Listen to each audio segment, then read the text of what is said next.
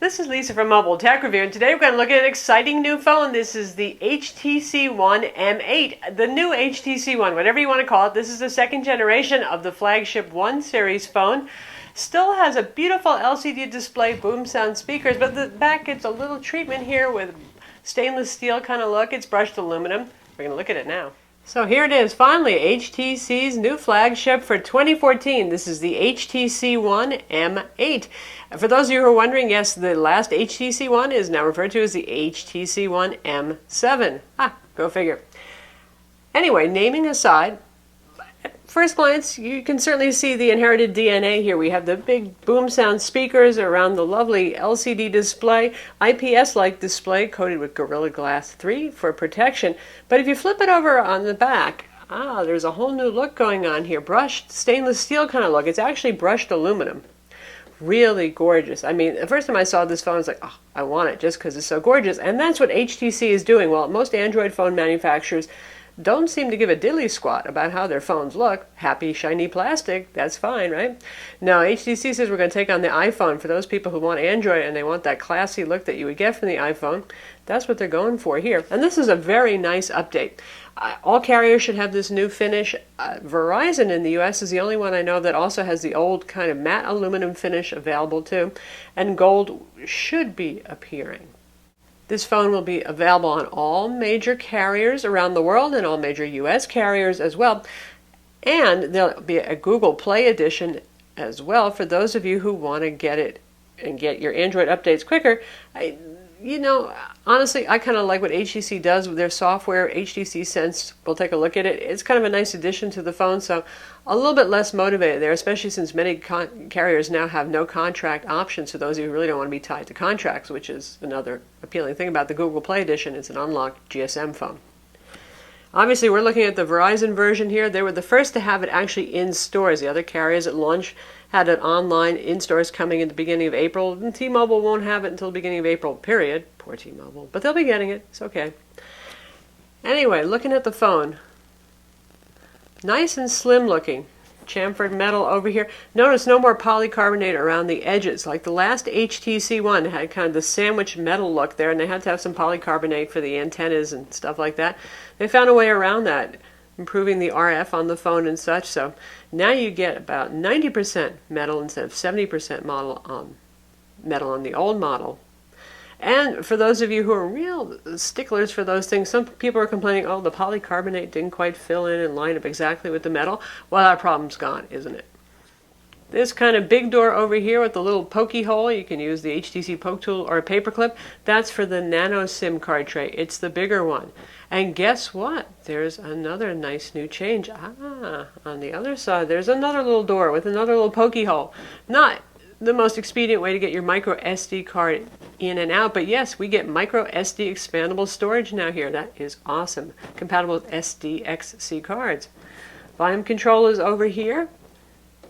And on the top, we still have the power button. Some people complained about that because it's a tall phone and their finger didn't reach to the top. So now HTC has the tap on the screen to wake it up. So that kind of ameliorates the whole problem. But anyway, this still does double duty as the IR blaster window for TV remote control in HTC Sense, or HTC TV rather, which is powered by Peel.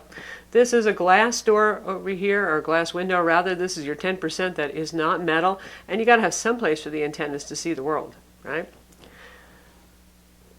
Depending on the carrier, obviously this is a Verizon version. Obviously you'll have CDMA on here, EVDO, and 4G LTE. Also has GSM inside for roaming as well. Other carriers will have GSM and LTE. We've got dual band Wi-Fi, 802.11 ACN, the whole thing right there. Bluetooth 4.0, NFC, works with ISIS for mobile payments, and the usual GPS. So there's our window to the world for our antennas and such. The headphone jack and the micro USB port are down at the bottom. As to where you like your headphone jack, only you know. I'm fine with it at the bottom. Some people prefer it at the top, so it's in their pocket. It's sticking right out the top of the phone, but there it is. Again, the boom sound speaker is over here for loud and well-separated stereo sound, especially if you're holding it in landscape mode. And HTC says the boom sound speakers are 25% louder. If they weren't already loud enough for you, it's about as loud as an Ultrabook laptop right now. So that's pretty darn loud. So all in all, a good looking phone. HTC achieved what they wanted to do. They want to be the premium handset maker who has that gorgeous metal look. It is something you just look at and you say, wow, I do want that kind of thing. But they have a lot to fight with, besides the fact that there is the iPhone, who also has that drop-dead good-looking design. The Galaxy S5 is coming up, and it'll have a lot of nifty features too, so big challenge here. And HTC largely has made improvements on the One, but they haven't done anything revolutionary here that's really, I think, going to change their phone sales. I have a feeling it's going to be like the last one. It's going to sell pretty well in the first couple of months, and then tapering off because all the gee-whiz features on the Galaxies, or maybe the next bigger screen iPhone, is going to steal a lot of thunder. Still, there are a couple of cool new things. See this camera up here?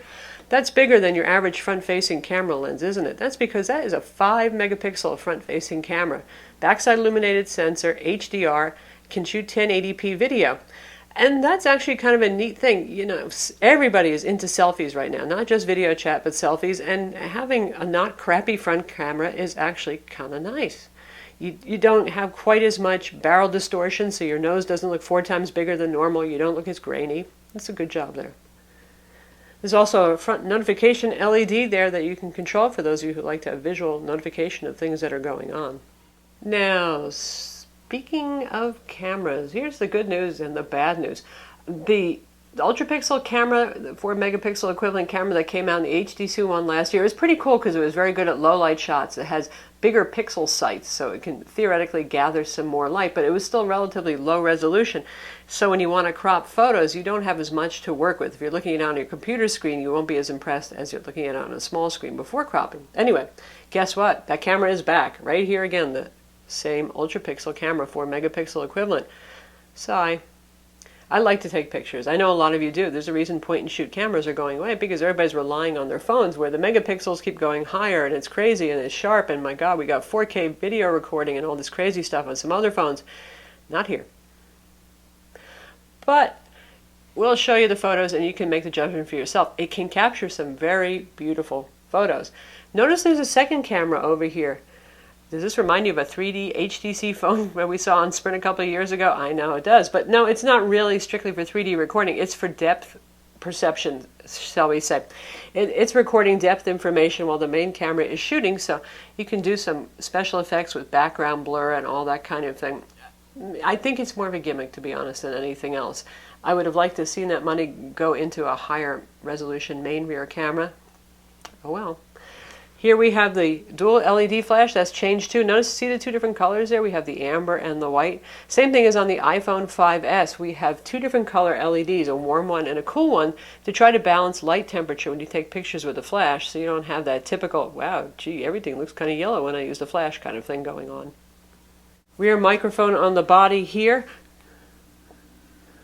Very good call quality on the phone. Again, obviously we're testing this on Verizon Wireless right now, and we don't always have the best quality calls on Verizon, just in our area. Really good quality calls for incoming and outgoing voice. So as a voice phone, yeah, it does well. Inside we have Android 4.4 KitKat, which is the latest and greatest version of Android currently available. HTC Sense 6, that's their name for their UI customizations, for those of you who are not familiar with HTC phones.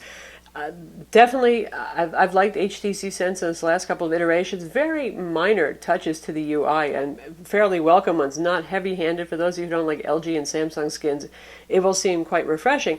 And BlinkFeed is still here. In fact, BlinkFeed has become a separate download on the Google Play Store, so you don't even have to have an HTC phone to use it. I'm not sure that many of you are dying to have BlinkFeed, but that's nice. HTC Sense itself will be a separate download, so no having to wait for carrier firmware updates just to get a revision of Sense, which is pretty neat.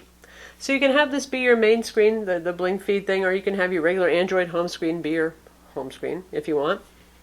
And they've customized this so you can have useful information in here besides just news feeds. You still can't really pick and choose your own besides the things that they offer here, but if we tap services and apps, notice that.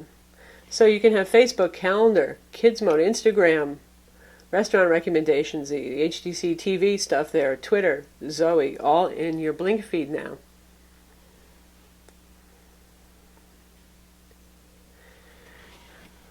Also, while we're looking at the home screen, notice this is a 5-inch display, up from the 4.7-inch display of the last generation one. Full HD display on here. but we no longer have hardware buttons, which in a way is a good thing because HTC did a weird thing by omitting the middle button on the last one. So now you have the usual for KitKat, multitasking button, home button, back button. So they do use up a little of that screen real estate. So going from 4.7 to 5 inches, that's a little bit negated by the fact that you've got these over here. Of course, for things that run full screen like videos, you just have if you have to tap on the screen to actually bring those up, you're not always going to lose all that screen real estate. So HTC Sense brings things like their little widget right here, notice, and if you tap on this, you can get weather information, and you can get clock. You can have multiple clocks as well. So there's a weather forecast right there. You can set world clocks if I tap on the time. Easy access to world clocks. And you can set alarms from there. And if we look at the app drawer, at first looks pretty like standard stuff, doesn't it? It's sort of like what you would see on a Google Play edition, clean Android phone. We have just little customizations. Up here you can rearrange your applications. You can go to the Google Play Store. So pretty simple, and that's custom view. Right now we can go to alphabetical view right there for those of you who like the alphabet as much as I do. So really pretty light customizations. Now because this is a Verizon phone, it has a whole lot of Verizon stuff on it. A little shortcut here. So there's your million Verizon apps. Probably the AT&T version will have the million AT&T apps. You get the idea right there.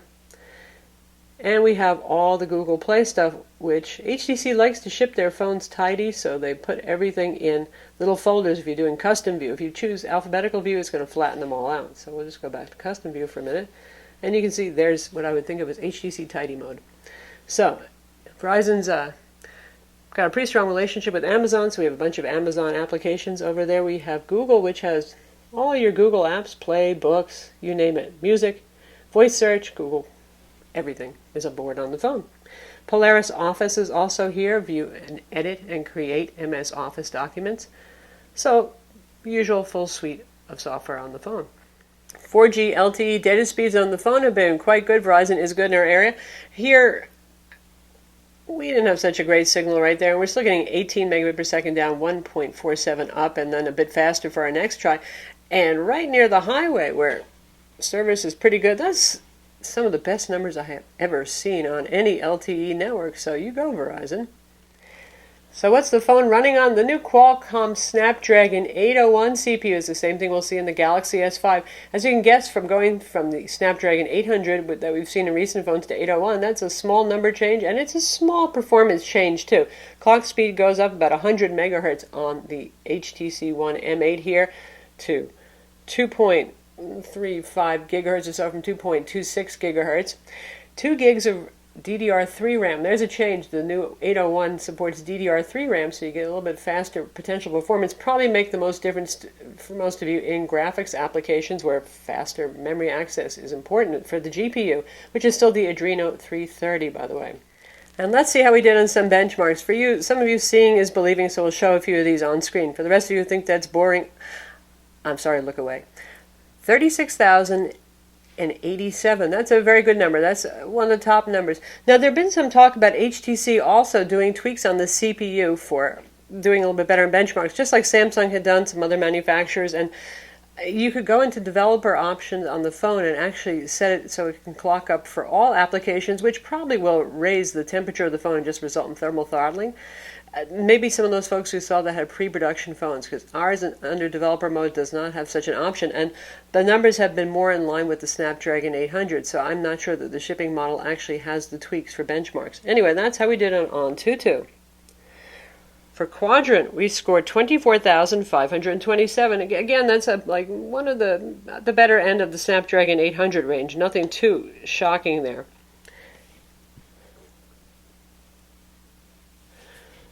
For 3D Mark, you can see this is the Ice Storm Unlimited test, 20,896. That's a very good number. That is better than anything that we've seen so far from any Snapdragon, and this obviously measures 3D performance.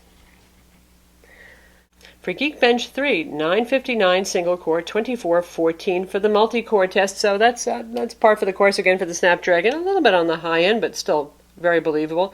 SunSpider, the JavaScript test, 776. Not the best number we've seen. It really depends on how the browser optimization is on the phone to a certain extent, but that's certainly not bad at all. Graphics Bench 3, the T-Rex test. 29 frames per second on and off screen, because off screen is at 1080p, so you're really doing the same thing when you're doing the on-screen test.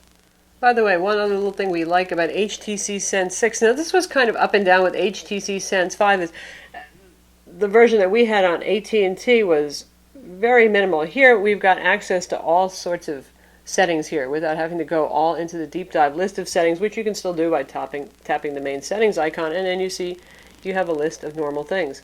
Speaking of that developer options, you can see I've turned that on, and there is no go crazy with processing speed option here. Now the phone does get warm. If you're running something like benchmarks, in fact I made sure to give about 5 minutes between each benchmark we were doing, because it gets warm, not hot. You're not going to burn your hand on this. However, if you tend to have sweaty paws, it's going to be warm. It'll get them a little more sweaty. It gets warm, not hot. I really would not want to keep this thing overclocked all the time. The last HTC One also got warm. It's an HTC unibody metal kind of thing there. It's nothing to be alarmed about, but again, I wouldn't overclock it. The phone also supports motion gestures. We've seen that in Samsung phones as well, and some of them are handy, and particularly I just like the good old-fashioned tap to wake. Wakes it up, doesn't unlock it. By the way, when you do that, you can actually double tap to wake, and then any of the quick access icons, you can just tap on them. So if you double tap and go into the camera, that's going to work.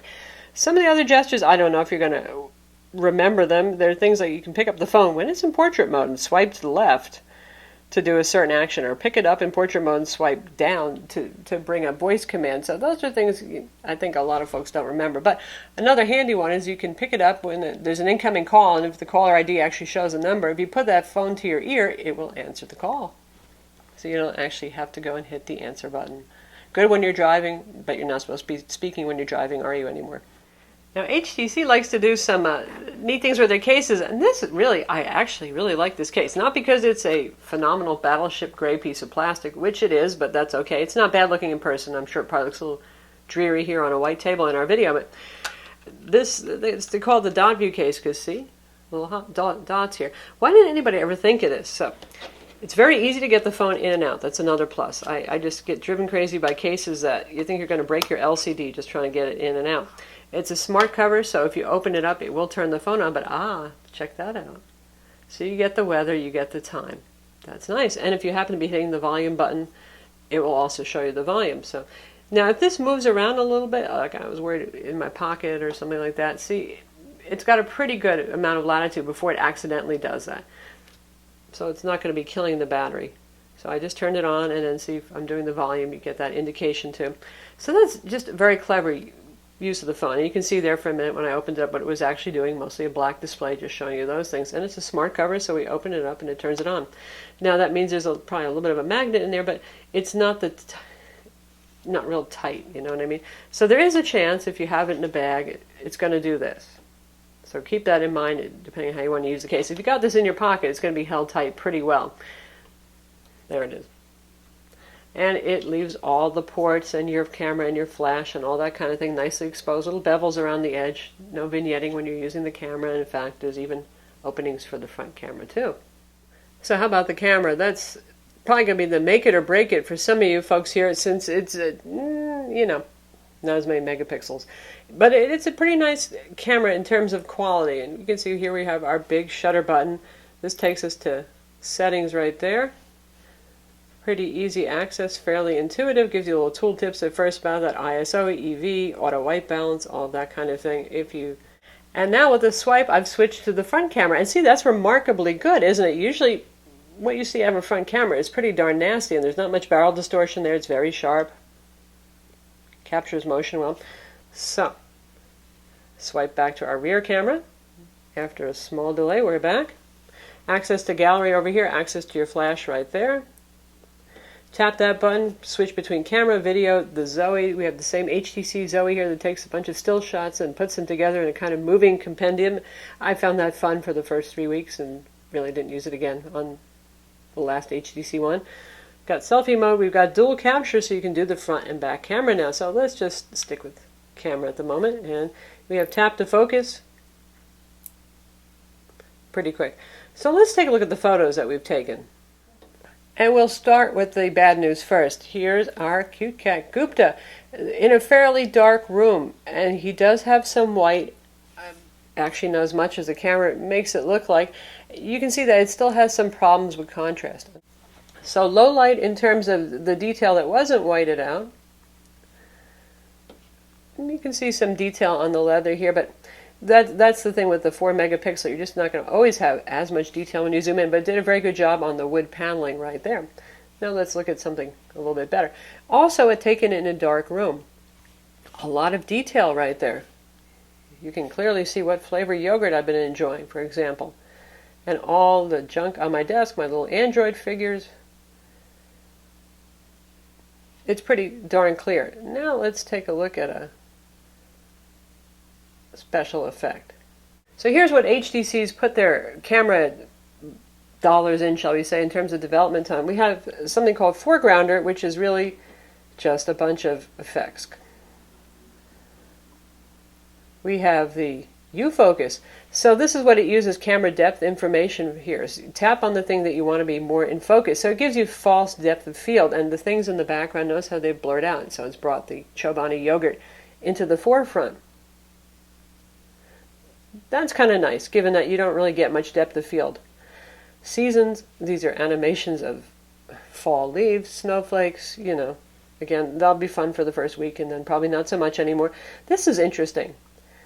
This changes the 3D perspective. For those of you who use Photoshop and you know about the perspective warp, but you tilt the phone to change it. So look at that. It actually looks like the thing is moving. That's really just doing some pixel dragging and all that kind of thing, but it gives you a sense of something moving when it's not. So it's pretty neat. So if you want to change it like that and save it, you can. If you want to see the top more, you can.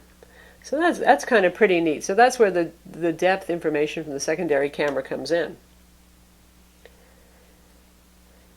And then we have a variety of touch-up features here. Eye enhancer, red eye reducer, you get the idea. Skin smoothing, improving the lighting.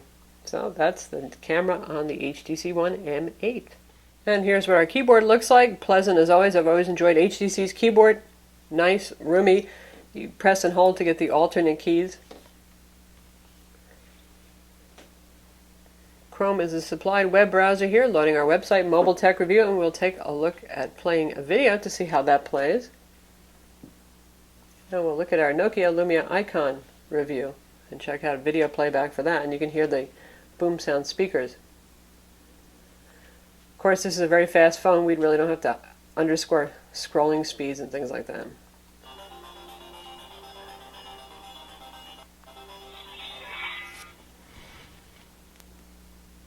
You can see the volume is about 3/4. This is Lisa from Mobile Tech Review, and today we're going to look at the Nokia Lumia icon. Yeah, it's the first Lumia without a number after the name. This one's exclusive to Verizon Wireless, and it's pretty much everything we hoped from.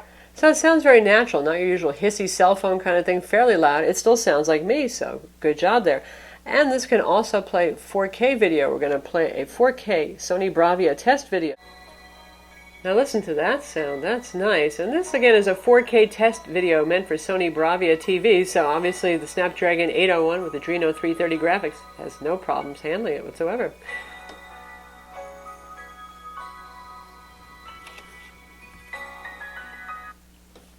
Likewise for gaming, we're not even going to demo gaming because you know what? It's a very powerful phone, no kidding. Anything that's on the Google Play Store that you want to play, Real Racing 3, all the most demanding games that are currently available, it's going to work on this phone. Speaking of powerful phones, that can only mean bad things for battery life, right? Well, that's not so true because the Snapdragon 800 and the 801 are very power-frugal CPUs, and this has a 2600 milliamp battery inside. That's up from the previous HTC One capacity. Now, the previous HTC One ran on the Snapdragon 600, which didn't support quick charging, and didn't have nearly the power management. So this has really been quite the Energizer Bunny. It's right up there with the LG G2, phones with really big batteries inside, for bigger batteries than this, by the way. For run times, I could not kill this in a full day, and I'm talking 8 a.m. to 11 p.m. of use. It's just really very good. And then there's even an extreme power saver mode that HTC has. Now, it blocks out access to a lot of things. You get your messages, you get your voice calls, you have your calculator, your email, and that's about it. But they say with 20% battery left, it can go for 60 hours in that mode. So if if you're stuck on a desert island somewhere, you can get the most out of your phone. So now for a little size and looks comparison, we have the iPhone 5S here and our HTC One M8. Obviously the HTC is going to be a bigger phone. It is not the smallest among 5-inch phones. Those boom sound speakers top and bottom add to the area and that secondary camera on the rear. But how about classy looks kind of comparison? Both very nice looking phones. Can't fault either of them. I mean, they're both some of the nicer looking phones on the market. And if we compare the HTC One to the Xperia Z1, or technically this is the Xperia Z1S right here, also not a small phone for a 5-inch phone. So some people complain about the height or the footprint. You know, it's not really that bad. Granted, Samsung Galaxy still manages to be one of the smallest in this size class, but still, it's not bad. So who's the HTC One M8 for? Well, anybody who wants a nice high-end Android smartphone. Most carriers is going to be $199 with a 2-year contract, and otherwise you're going to, do those various monthly payment plan kind of things if you don't want to do the contract. That's going to vary from carrier to carrier. The full retail price ranges from around $599 for Verizon, $639 for AT&T. So there's going to be a little difference between the carriers there, but general ballpark $600 to $640 right now if you're buying it full retail. We obviously can't compare it to the Samsung Galaxy S5 yet because that's not out. You'll have to wait for our comparison smackdown when that phone is actually available, which won't be too much longer, but it certainly holds its own. And obviously it's for somebody who wants a real high quality looking piece of hardware here and they're tired of plasticky phones. And also for those people who really detest heavy skins on their phones. Again, Samsung, LG, they tend to skin the heck out of the phones, sometimes can bog them down, but a lot of people just like a very clean experience from Android, and you get a lot of that with some intelligent and tasteful customizations by HTC that make some simple tasks a little easier to get done. So that's the HTC One. It'll be available on all major carriers. Again, HTC's flagship for 2014, and it's a very nice phone. It addresses a lot of the complaints we had with the last generation one, but it's lagging that special sauce, I think, to take smartphones to the new level. Hey, that's a challenging one. Even Apple hasn't found the next step, but still. I'm Lisa from Mobile Tech Review. Be sure to visit our website for the full review, and don't forget to subscribe to our YouTube channel.